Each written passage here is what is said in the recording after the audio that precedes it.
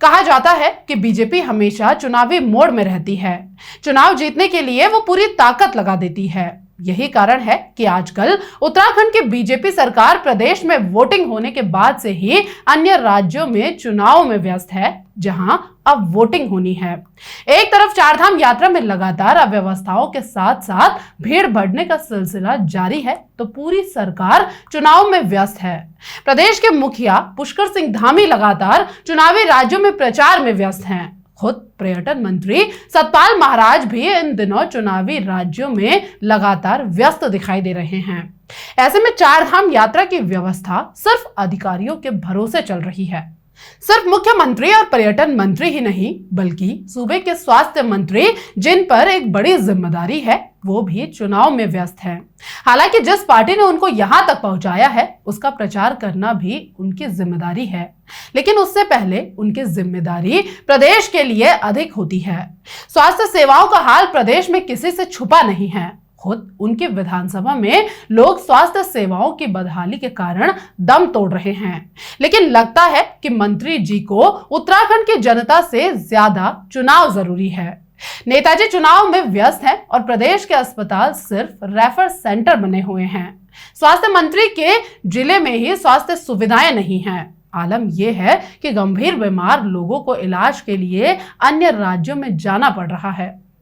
अभी कुछ दिन पहले की ही खबर है, पौड़ी गढ़वाल के नैनीडांडा प्रखंड के अंतर्गत ग्राम देवलधार में एक 24 साल के युवक की स्वास्थ्य सुविधाओं के अभाव में मौत हो गई।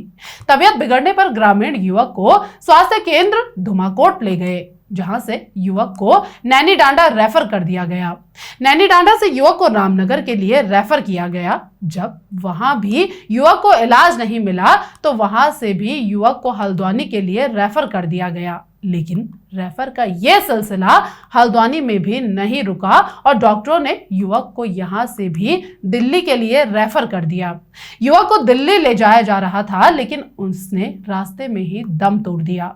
36 घंटे तक तड़पने के बाद युवक की हुई मौत से परिजनों के साथ ही पूरे गांव में आक्रोश का माहौल है। परिजनों का कहना है कि अगर समय पर इलाज मिल जाता तो आज उसकी जान बच जाती, लेकिन सरकार को इन सब चीजों से मानो कोई फर्क ही नहीं पड़ता। पहाड़ों पर स्वास्थ्य सुविधाओं के बेहतर होने के दावे तो किए जाते रहे हैं, लेकिन अक्सर पहाड़ों से सामने आने वाली कुछ तस्वीरें इन दावों की पोल खोलकर रख देते हैं। ये तस्वीरें जमीनी हकीकत बयां कर देती हैं। सोचिए किस तरह से प्रदेश की स्वास्थ्य व्यवस्था चल रही है। प्रदेश के अस्पताल मरीजों के साथ रेफर खेल रहे हैं, मानो मरीज ना हो कोई खेलने की चीज हो। और जिन पर विभाग की जिम्मेदारी है, वो हिमाचल की ठंडी वादियों में प्रचार में व्यस्त हैं। प्रचार के साथ साथ मंत्री जी प्राकृतिक सुंदरता के सामने फोटो सेशन और रील्स बनाने में व्यस्त हैं, मानो उनके प्रदेश में कोई समस्या ही ना हो।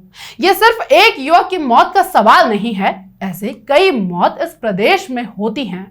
इन घटनाओं के लिए कहीं ना कहीं प्रदेश की जनता भी दोषी है, जो चुनाव के समय नेताओं से कामों का हिसाब मांगने के बजाय जात या बिरादरी या पार्टी समर्थक को ध्यान में रखकर वोट देते हैं। अगर मुद्दों के बजाय इन चीजों पर वोट दिया जाएगा तो इस प्रदेश की बदहाली पर किसी से सवाल नहीं होगा। चारधाम यात्रा चल रही है तो पर्यटन मंत्री भी चुनाव में व्यस्त दिखाई दे रहे हैं। तरह तरह की समस्याएं रोज श्रद्धालुओं को झेलनी पड़ रही हैं, लेकिन इससे ज्यादा चुनाव प्रचार जरूरी है। चारधाम यात्रा मार्ग में जाम से निपटने के लिए कोई खास योजना तक सरकार के पास नहीं दिखाई दे रही है। दूसरी तरफ प्रदेश में आग का तांडव मचा हुआ है।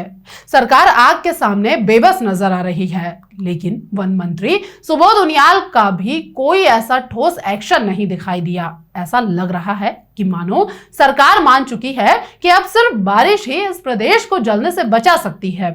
वन विभाग के अधिकारी जब खुद के आवास ही आग से नहीं बचा पा रहे हैं, तो फिर आम जनता उनसे उम्मीद भी क्या करे। हाँ, सरकार एक जगह जरूर फुर्ती से काम करती दिखाई दे रही है, और वो है बुलडोजर चलाने में।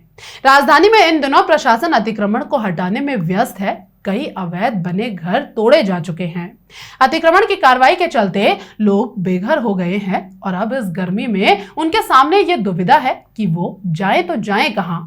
इस दौरान रोते बिलखते पीड़ित कह रहे हैं कि जीवन भर की पूंजी चली गई। महिलाएं रो रो कर बेहोश हो रही हैं। इनके पुनर्वास की कोई व्यवस्था नहीं है। हालांकि इस अतिक्रमण की दोषी सरकार भी उतनी ही है जितने अतिक्रमण करने वाले लोग। आखिर जब अतिक्रमण हो रहा था तब प्रशासन ने उन्हें क्यों नहीं रोका? अगर उस समय रोका गया होता तो आज वो इस भीषण गर्मी में बेघर नहीं होते। इतनी बड़ी बड़ी बस्तियां बस जाती हैं और प्रशासन से लेकर सरकार और किसी मंत्री की नजर तक नहीं पड़ती। कमाल की बात है। या फिर वोट बैंक के खातिर राजनीतिक दल ऐसा होने देते हैं और जब कोर्ट या कोई ऐसा आदेश आ जाता है तो फिर बिना उनकी व्यवस्था किए बुलडोजर चला दिया जाता है।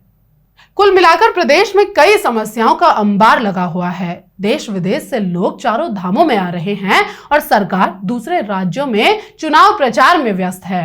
मंत्री से लेकर मुख्यमंत्री स्टार प्रचारक बने हुए हैं। प्रदेश की सारी व्यवस्था आजकल सिर्फ कुछ अधिकारियों के भरोसे ही चल रही है। ऐसे में प्रदेश की जनता सिर्फ यही उम्मीद कर सकती है कि जल्द चुनाव खत्म हो और हमारी सरकार घर वापसी करे। शायद तब जाकर यहाँ की समस्याओं पर भी उनकी नजर पड़ जाए। फिलहाल इस वीडियो में बस इतना ही। आपकी इस खबर पर क्या राय है हमें कमेंट सेक्शन में जरूर बताएं। अगर आपको हमारा ये वीडियो पसंद आए तो इसे लाइक करें, सब्सक्राइब करें और शेयर करना ना भूलें। चैनल को ज्वाइन करके आप हमें सपोर्ट भी कर सकते हैं। नमस्कार।